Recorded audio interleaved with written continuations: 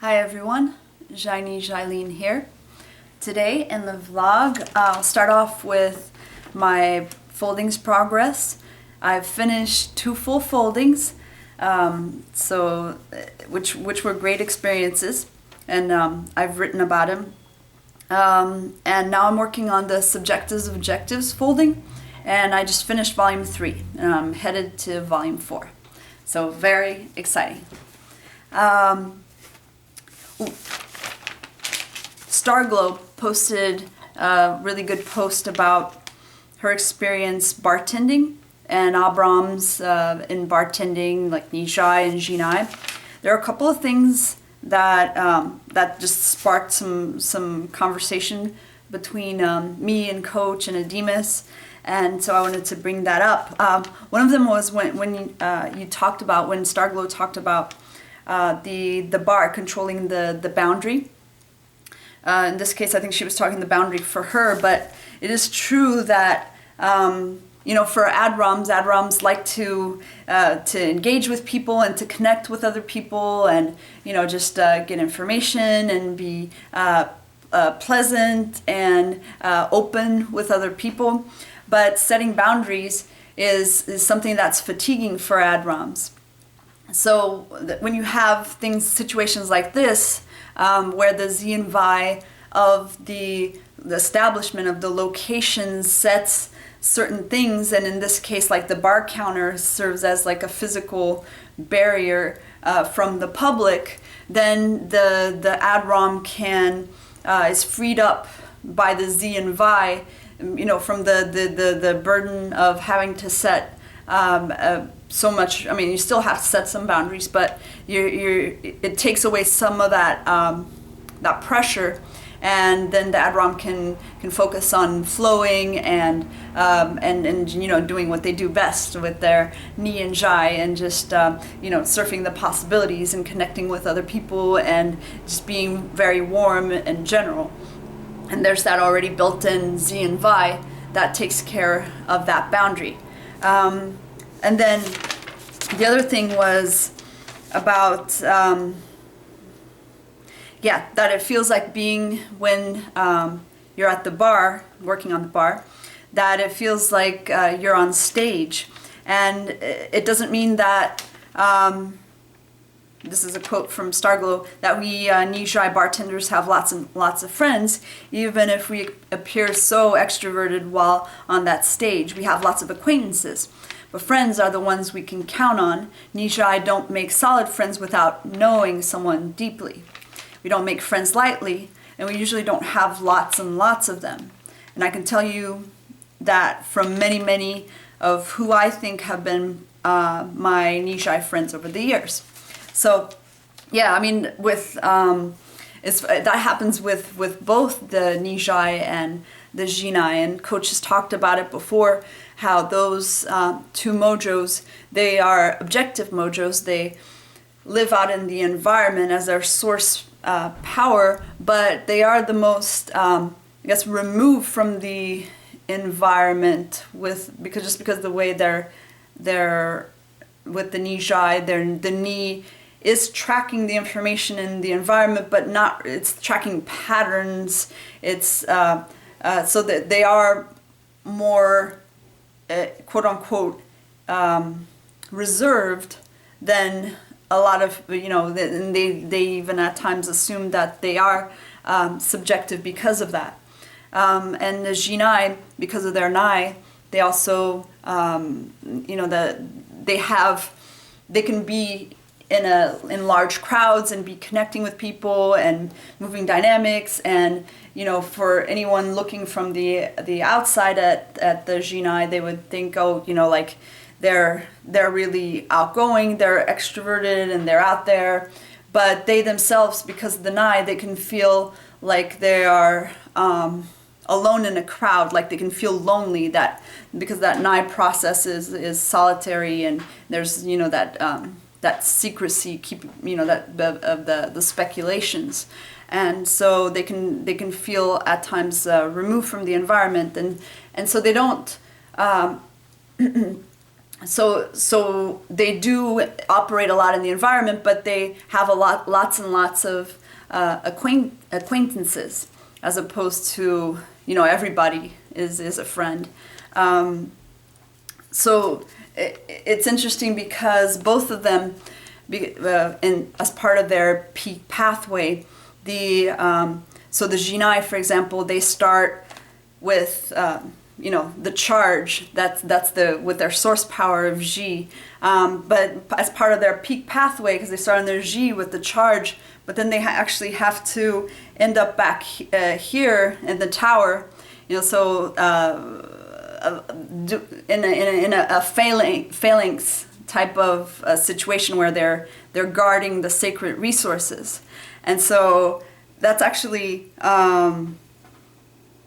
that's a big shift when they go through their peak pathway. But that is, what's that? But fulfilling, yeah, and that's part of the development and peaking process.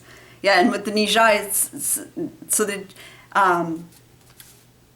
so they trade lots, because the normal thing is to engage with lots of things, keep lots of balls rolling, touch lots of different patterns, ideas, always be in the know of everything. But then as part of with the knee, but as part of their peak pathway, then they end up having to go to that single focus attention, and that's an altered state for a Nijai. So but when they find something that causes them to, or someone that causes them to have that moment of, I want to have that soul intense deep engagements, then that's what potentially those are the ones that become true deep friends, but that doesn't happen often. It's not like you do that with every acquaintance. As many people as they touch. It doesn't cover as many people as they touch. They touch a lot of people. Yeah. Compared to how many go all the way down the peak pathway with them. Right. Mm-hmm. Cool. And then, and I don't know if I'm saying this right, but Telemephis. Telemephis. I think, I don't know. Yeah. I think we were saying this right, but he had he or she had posted a response to Controlled Chaos's post about reading children. And there were a couple of things that, it was a very interesting observations. And one of the things was they mentioned that that one of that they tried to read their two nephews, and it proved to be difficult. And one of the reasons is that being children, they display a lot of uber hypno movements that make it hard to capture their mojo by means of the first or second gear. We've noted that before, that hyper energy that children have in general does add a modifier, and a modifier with added difficulty. So it does make it harder to read. Also because children, they're using higher gears, as part of their communication. They're using more of the higher gears. And so that will make it more challenging to do a read as well, right? I don't quite understand what you meant by higher gears. Like, don't children and their methods of communications, aren't they more tacit? That is true.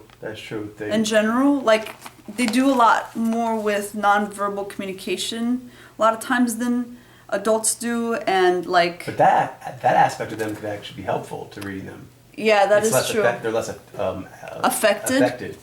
Yeah, that is true. So maybe then the hyper energy adds a modifier of difficulty. Maybe their use of higher gears with like tacit stuff, not so much. Well, maybe they don't behave like conditioned ones do it. Yeah, they don't behave like conditioned. I guess that. So it's like almost like learning a different riff. Yeah, because they don't have that.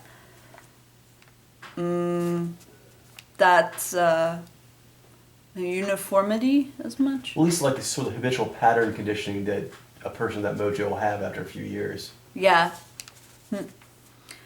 Yeah, and then there was the other thing that they were talking about that they can that they confess that they don't have an affinity for reading children, but sometimes get mingled into their activities and almost become friends with them because of their childlike nature. And that's true. Well, certain mojos have an easier time with reading because the young, reading the young as well as reading the elderly is sort of a specialty reading. So the both of them, because reading someone in their prime, so from 18 to 65, is the easiest time to read a mojo. That's when they're the most they've come the most into their mojo, right? They don't. Well, you actually keep getting more into your mojo as you get up, but the body. So the children, like you would mention in your vlog, so children have lack conditioning. Yeah, lack conditioning because and their elderly have like muscles aren't as formed. Yeah, and they have added texture to their physiology and stuff, which adds a layer of added information. Yeah, let's go with it. Exactly. It's actually it's more information. We just kind of have to sift through it. Yeah, like I was watching, like I showed Coach a picture today of Ivanka Trump and with her baby, her new baby. And okay, I'm not gonna. Yeah, we haven't read him officially, and reading babies, that's not something that we're focused on right now. But it does kind of scream power baby, like Xenai baby, because you see like the face and like the power cheeks, and he or she, I forget if it's a boy or a girl, but they had their fists on both pictures, like power fists and like this, and so it could be Zaini. Well, I don't know. It doesn't look. It looked out. Even the eyes, the cheeks, everything. I did not look this baby. Yes, but to that point, Ob'Roms are very interested in that. Have a particular interest in dealing with children and the elderly and in their jobs. A lot of times they seek out those types of jobs, something right? else as well, which would be another kind of specialty reading. What's that? Which would be people who are perhaps injured in ways that could make reading them more difficult. I think that empathy with the sixth sense that the Ob'Roms have also work in that context. And again, the sort of the young, the elderly, and also sometimes the sick. So I think. Yep. Because a lot, and even the ones who can't communicate, like have speech disabilities, the different things like that.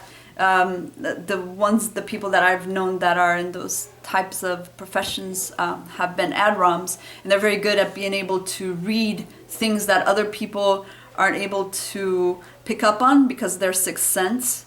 I think it's two things. I think sixth and the sense empathy. And the empathy. Sometimes it's hard to look at a sick person. It's hard to connect with them because it's a bit uncomfortable. The Jai really seems to be strong in that regard. Yeah.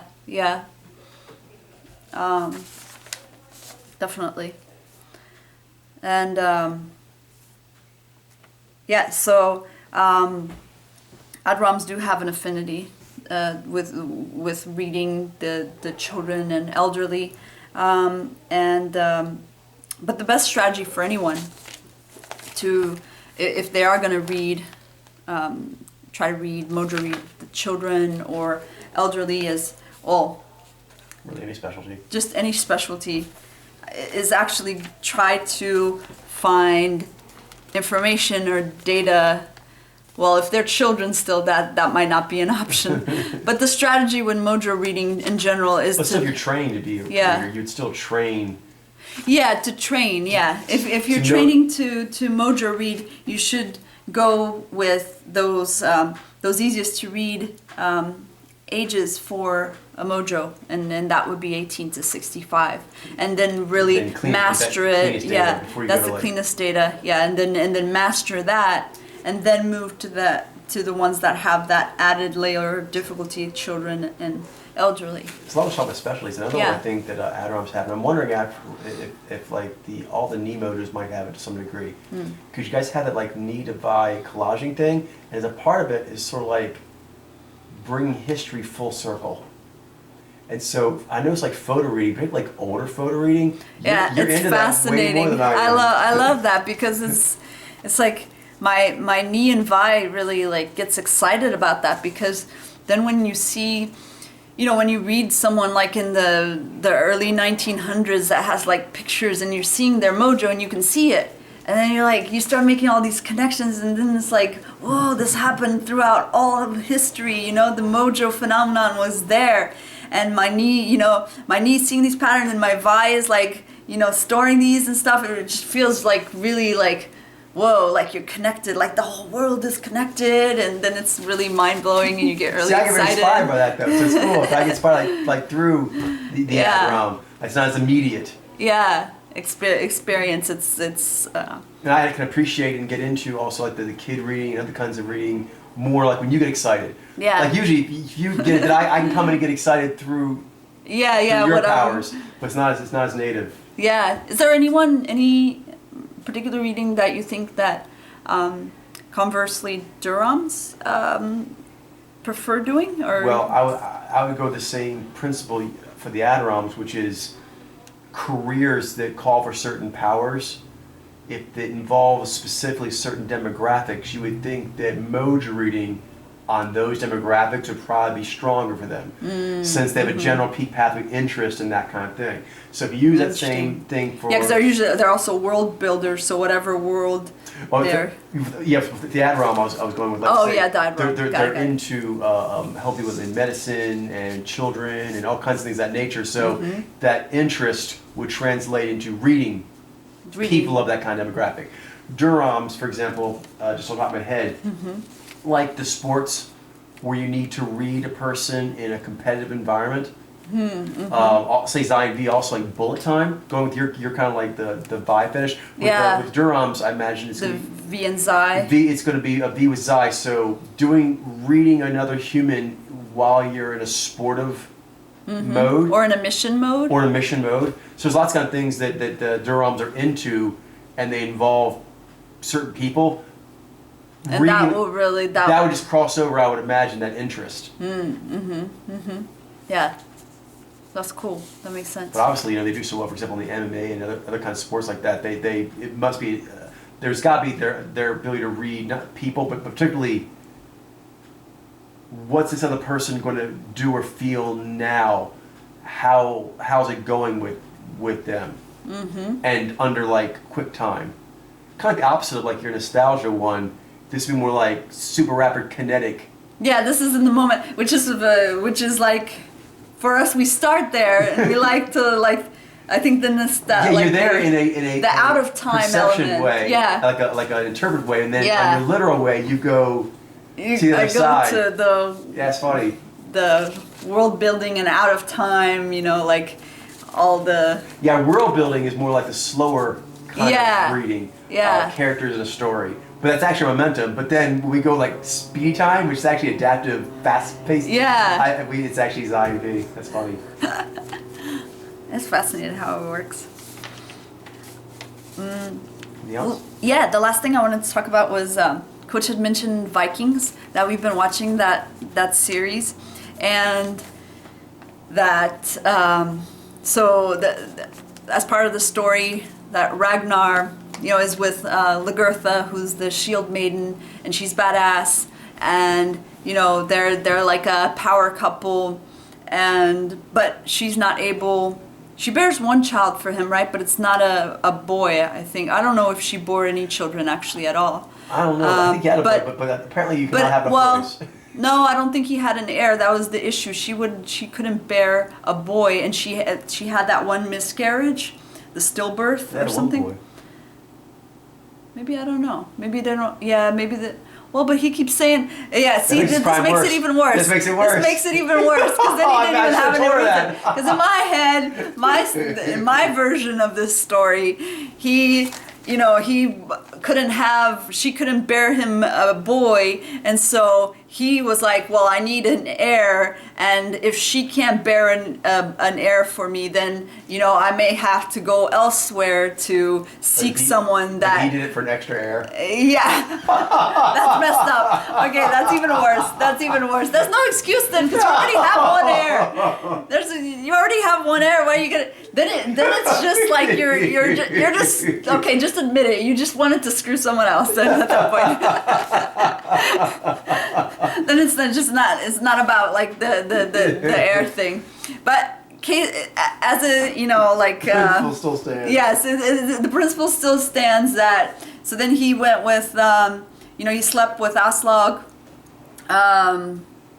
who then gets pregnant, and we haven't seen what comes up next, but of course I'm sure but Lagertha is not going to be happy about this essentially, and because of when I saw that had happened, I didn't I had an emotional reaction with my Jai. I was not happy with Ragnar and his code of conduct. And It would beyond that. She was not happy with Ragnar, Vikings, that show, the author of that show, or the History Channel for airing that show.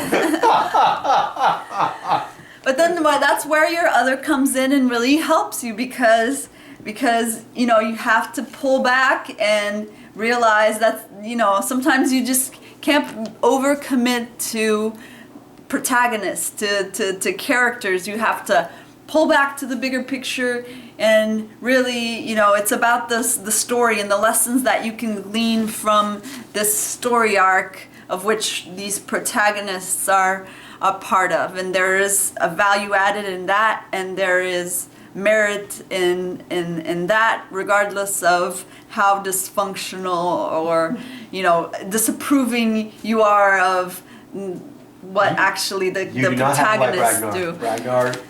Ragnar, I'll call him a complex character. I'll call him a complex character. Maybe not the most likable one, but I guess he's better than his brother, so that's something. It's something, it's not a lot though.